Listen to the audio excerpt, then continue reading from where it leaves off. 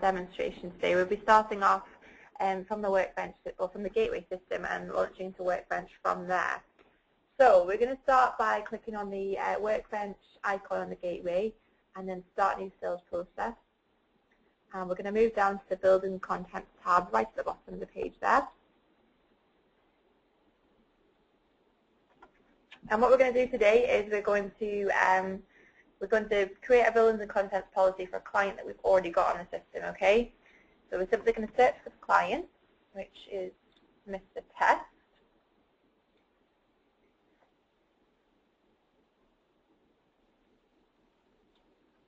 And we're just going to click on Add to Case here, okay?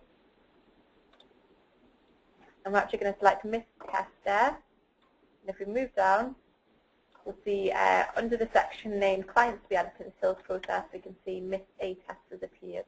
Okay? And as this is a single case, we're going to click on Launch Sales Process. If we were adding a joint case, we would simply click on the Add Another Client button. We could then add the partner or whoever else is being added to the case. So I'm going to click on Launch Sales Process. And as this is already a current client on the system, it will pull through the client's basic details, as you can see here on the Personal Details page. So we're just going to have a quick read over these and just obviously confirm that everything is still correct. There's a few pieces of information that we need to update here. So we're going to say this client is currently single and she's a non-smoker. And we'll just move down the page and complete any further information that we need. We're also going to say our client is a teacher. And it's already pulled through her address details.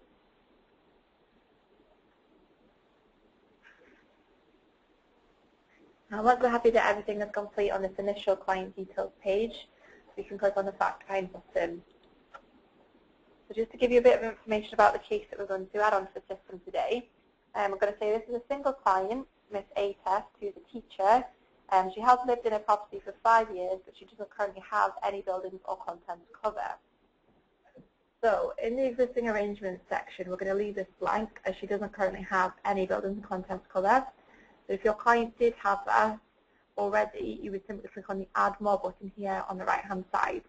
And what you would see is you would be presented with a form here just to complete the details of the client's existing arrangements. We're going to delete this row for the time being as our client doesn't have this. Just click on the red minus icon and then press OK to delete the row. Okay, and what we can now do is click on the next button and move on to the next page. We're now prompted to enter in the client's monthly financial income, so we're going to pop in that she earns £2,000 a month. Her current mortgage is £500. Her lifestyle is £200. Monthly travel is £50. She's got no borrowing and debt, and her day-to-day expenses are £100. Okay, and as you can see, every time you enter in a new figure within this form here, it will update the total monthly expenditure at the bottom for you. Okay, and it also calculates here right at the bottom the client's spendable income per month. So once we're happy that everything's complete, we can click on Next. And we're now asked to enter the actual buildings contents needs, okay? So the owner of the policy will be Miss A Test, a single policy, and it will be for buildings and contents cover. Property usage is her main residence, and the property type will be a semi-detached house, which was built in 1995. It's got 3 bedrooms, and the rebuilding sum assured is £160,000. Contents cover will be £50,000. And if your client has got any additional valuable items to add to the sort of policy terms, you would pop that information in there. We're going to pop in that the client has none for the time being. And also just confirm at the bottom whether affordability is a key factor within the recommendation. So we're going to select no for this particular client. And if there was more than one need area, you you could simply click on the plus button at the bottom of the screen here to copy the row down, and you'll be presented with another form to enter in the details of the additional need area. But as this client is only looking for one building contents policy, you can collapse the row back up and we can click on the next button.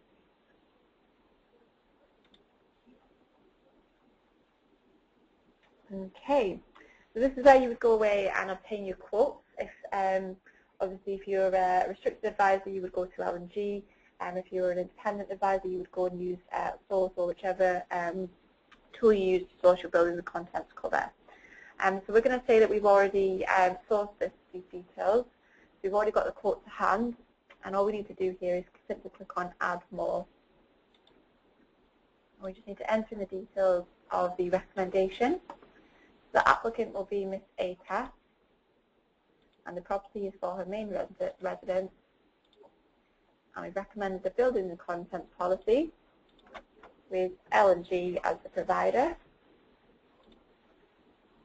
The quote date, I'll pop in as today's date, and the premium will be £20 a month. And it's important for this particular question here, are you applying for the product, that you always select yes. And if you do select no for this particular question, you will not be able to go through and set your remuneration in Officeweb. Okay, so it's really important that you select yes for this question if you are proceeding and applying for the product. And just for us to confirm, the need area that we've addressed was the buildings and contents need area. I'm just going to pop in the details of the commission as well. Okay. So once we're happy everything's complete, again we can just minimize and collapse the row. And we can now move on to our demands and needs letter.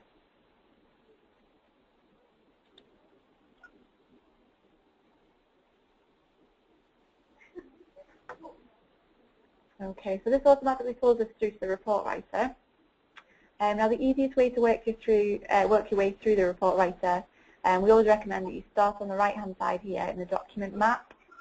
And if you can see, there's a couple of fields that are marked in bold with a white paper sheet beside that. So we simply click on the first one to start with, the personalised paragraph.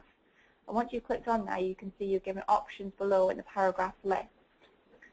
So if you click on personalised paragraph and you want to enter in a personalised paragraph, you would simply click on the second box, and it pulls you through to where that would enter into the actual document. You click on where it says personalised here, and you're then given a free text box.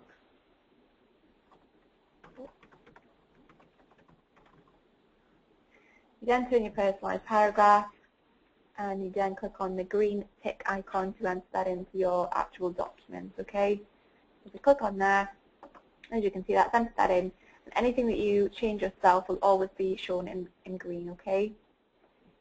And now, as we can see from the document map, that personalised paragraph option there is now no longer in bold, okay? We need to just work our way through and go to the next one, which is provide a reason. And again, if you're restricted, you would simply click on the bottom option, single tie. Or if you are independent, you would select the option from the list. So I'm going to pop in for this particular advisor that we're single tie. You simply click on that option. And again, you can see that the provider reason now is no longer in bold. We go down to the next option, which is the KFC. So you just confirm exactly when you gave the client the KFI or the KFC. So we're going to click on enclosed, and then down to your final paragraph, and just the same. Okay. Once everything in the document map is no longer in bold, you then need to work your way through the document preview itself and check anything that's highlighted in red. Okay. So as you can see, there's a few things that you do need to change manually, and for example, the date of the fact find. So to do that, all you would do is click on the wording itself that's in red, and you're then given a free text box just below that. And once you've entered that in, you can click on the green tick icon to enter the text into the document for you. Okay? And you go through until everything in red turns to green. And the best way to check if you've completed your demands and needs letter is to click on the document preview button on the top left-hand corner here. And it's a paper icon with a magnifying glass over the top. If you click on that, you'll see you've got draft copy written across the top of the letter with today's date and time displayed across the top. So that tells us that we haven't completed some of the mandatory fields in the suitability letter. If we close out that, you can go back to the suitability letter or the demands and needs letter and complete anything that you need. You'll also be able to see at the bottom, in the bottom corner, it tells us that 3 fields have not been visited. Okay? You simply go through and mark anything in red. We're going to come out of this for the time being and leave that as it is. Just going to close the document, and that will automatically save that copy now into Office Web for us. And we just need to complete the end of the Workbench sales process.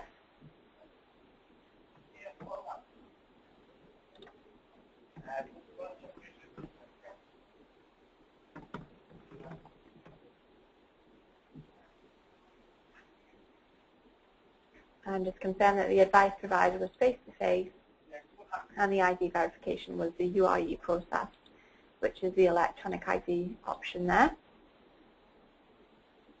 And we're just prompted with a little disclaimer there just to confirm that we've got the following documents. So I'm just going to click on OK to confirm that we have those documents to hand. And we can come down to the end of the sales process and click on Close and Set Commission. And what this option will do is it will check the case in, it will mark it as completed on Workbench, and it will pull you through to Office Web to allow you to upload your documentation and set any commission. I'm just going to click this option. And as you can see, we're pulled through straight to Office Web into the Quotes List section. And as we can see, we've got the Legal and General Buildings and Contents recommendation that we've made as we pulled through. And we've got applied for as yes here. Okay, so that's the important point. If that is marked as no, you will need to click on Apply at the bottom here before you can set your remuneration, okay? Before we do that, we're just going to click on Documents and upload any documentation to the case.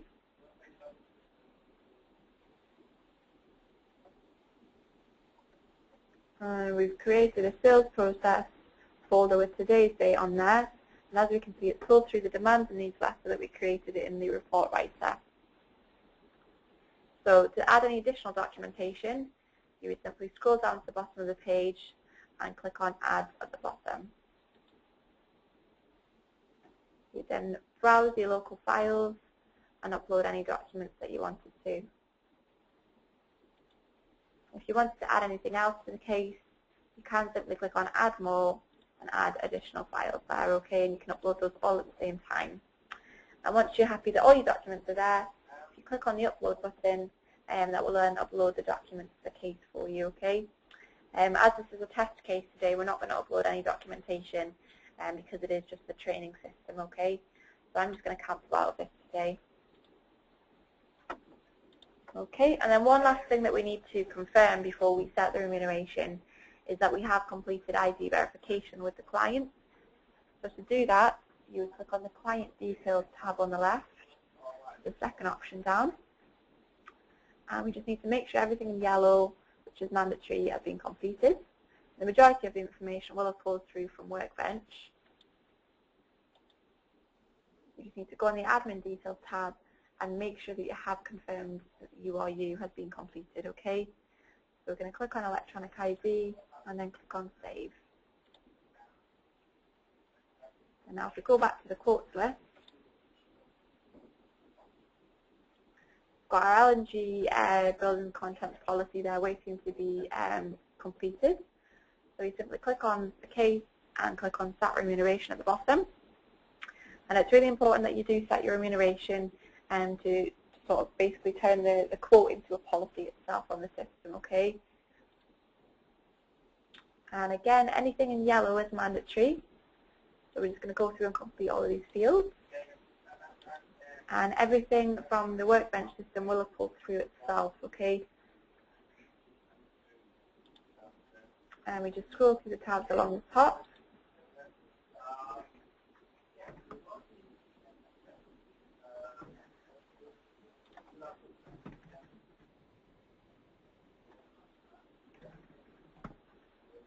And just make sure that we click on the tick boxes here just to confirm you uploaded the documents to the case. And then the remuneration tab. We already entered in the commission into Workbench. Just confirming that we're receiving this amount of commission. If you were charging the client a fee as well, you would add this into the fees tab at the end here. But for today, we're just going to confirm that we are accepting £254.30 of commission. Okay, so we're just going to click on Save at the bottom. And as we can see now, we've got applied for yes and remuneration set as yes. Okay, and just to make sure that that has then generated a policy, we can always click on the Policy List tab on the left. And we'll then be able to see our Buildings and Contents policy here in Pipeline. Okay, and that's the one that we've done today. So that brings us towards the end of the demonstration. It's a fairly straightforward and quite a short process.